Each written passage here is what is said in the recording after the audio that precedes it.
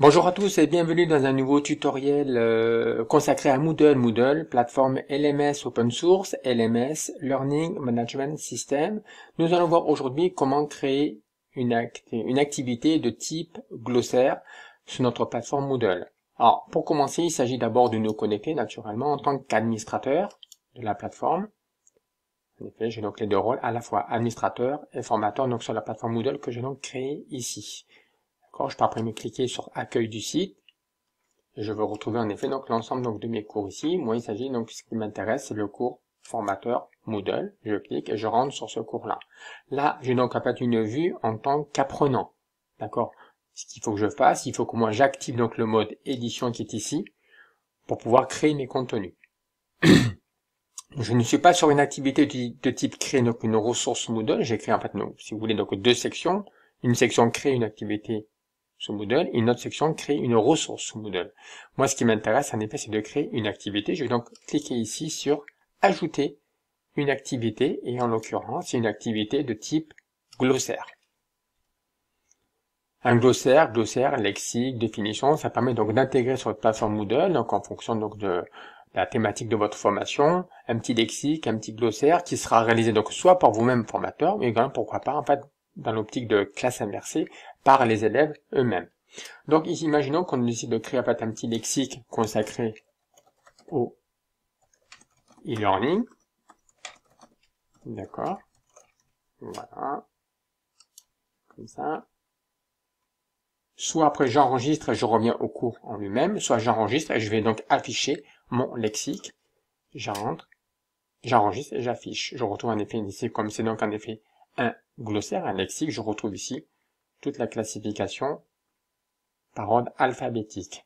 Je décide donc d'ajouter en fait un article. Alors je vais récupérer quelques liens à droite ou à gauche, liens que je supprimerai naturellement par la suite, parce que ce ne sont pas des liens qui appartiennent à Université RH. Je vais donc aller ici, je vais donc créer en fait un nouvel article.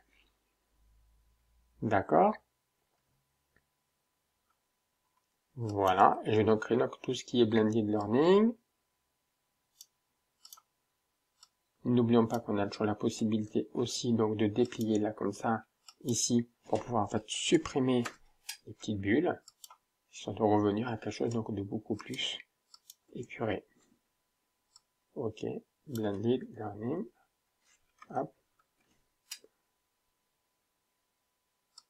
Voilà. Cette partie-là est en gras. Je décide donc de la rebasculer en mode normal. Et je remonte. Et je définis le concept. Et après, donc, j'enregistre. D'accord, ce qui veut dire que j'ai déjà un premier terme ici. Je vais donc cliquer ici pour ajouter un second terme, le terme Digital Learning Manager. Pareil. J'ajoute un nouvel article. Je clique ici.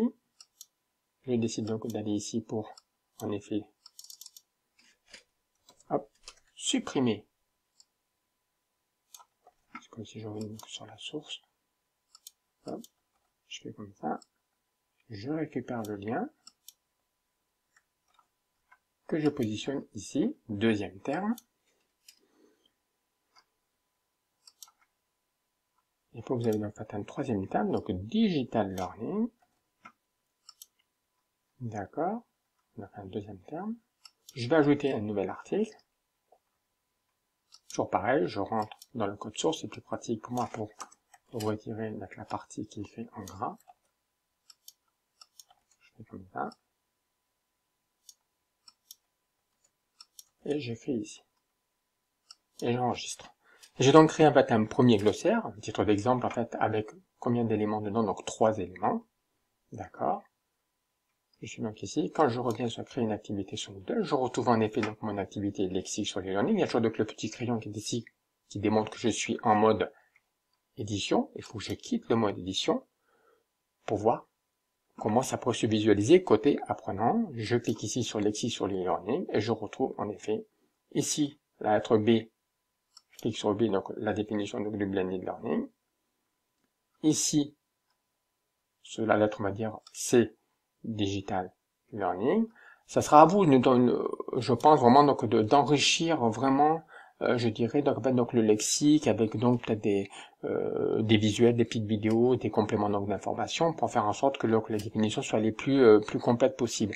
Comme je vous disais donc précédemment aussi, rien ne vous empêche donc de faire de cette activité glossaire une activité de classe inversée dans laquelle vous allez fournir donc des liens aux élèves. Ce sont donc les élèves qui vont construire donc le glossaire. Voilà. Je vais donc démontrer très très rapidement comment créer une activité de type glossaire donc sur votre site. Je vais repartir en mode édition. D'accord. Je vais réouvrir ici pour vous montrer un petit peu. D'accord. C'est donc une activité naturellement qui s'appelle glossaire.